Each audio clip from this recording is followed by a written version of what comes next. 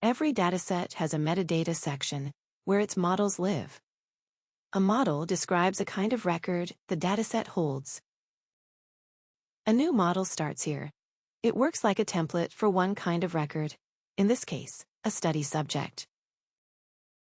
This one is built from scratch, with each field defined directly.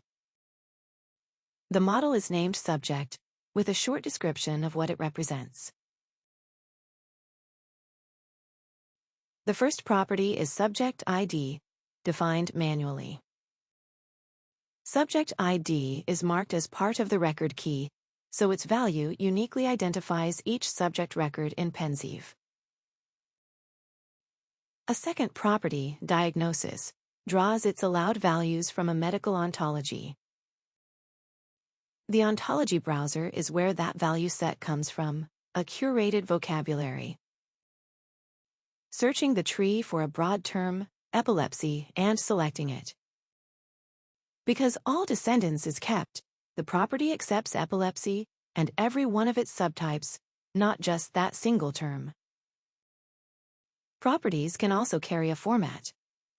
Date of birth uses the date format, so Pennsieve validates it as a real date rather than free text. That leads to the review step, with all three properties in place. The advanced step reveals what the builder actually produced, a standard JSON schema, with the ontology link captured as a Pennsieve concept extension. Scrolling through the schema reveals the full list of allowed values, every mondo disease code in epilepsy's subtree. And the model is created, ready for records. Opening the new subject model shows its definition, the three properties, and the record key that identifies each subject.